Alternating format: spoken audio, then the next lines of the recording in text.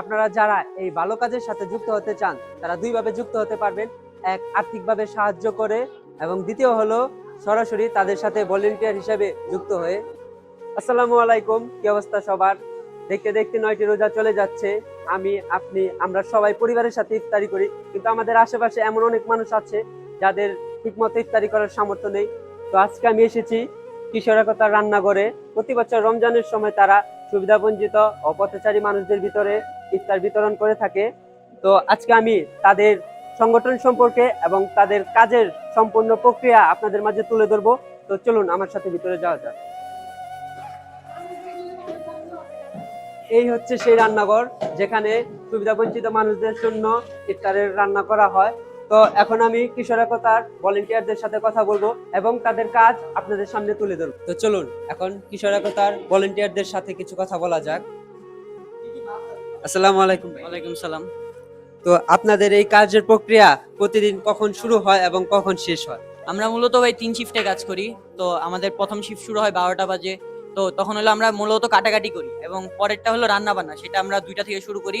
2টা থেকে শুরু করে আপনার ধরেন 3টা, 3:30, 4টার মধ্যে শেষ হয়ে যায়। তারপরে হলো আমরা যাই হলো বিতরণে আমরা আশেপাশে বিতরণ করে থাকি, যারা পথচারী আছে অথবা আপনার যারা গরিব দুঃখী মানুষ, এদের মাঝখানে আমরা মূলত বিতরণ করে থাকি এবং আমাদের আসরের নামাজের পরপরই কাজ শেষ হয়ে যায়। এখন আমি কিশোর একতার একজন প্রতিনিধির সাথে কথা বলবো। আসসালামু আলাইকুম ভাই, ওয়ালাইকুম আসসালাম। কেমন আছেন? আসসালাম ভাই। তো ভাই, আপনার নাম, পরিচয় এবং এই কিশোর একতা কিভাবে এই কার্যক্রমটা শুরু হলো এবং এটা কিভাবে বাস্তবায়ন হচ্ছে সেটা যদি আপনি আমার ফ্যান ফলোয়ারের মাঝে তুলে ধরতেন। আচ্ছা, আমার নাম সাইফুল ইসলাম। আমি কিশোর একতার সভাপতি। আমাদের এই রমজান মাসের প্রজেক্টটা মূলত শুরু হয়েছে 2020 সাল থেকে, কিন্তু আমাদের সংগঠনের পথ চলা কিন্তু 2015 সাল থেকে।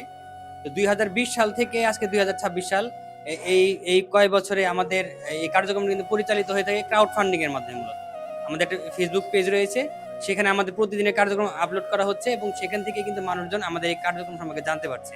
এছাড়াও আমাদের ভলেন্টিয়াররা নিজ নিজ আত্মীয় স্বজন, বন্ধু বান্ধবের কাছে কিন্তু ফান্ডিং কালেক্ট করার মাধ্যমে এই কার্যক্রমটা পরিচালনা করে থাকে। তো আপনারা শুনতেই পারলেন যে কিশোর একতার এই ইফতার বিতরণের কার্যক্রম কিভাবে বাস্তবায়ন হচ্ছে।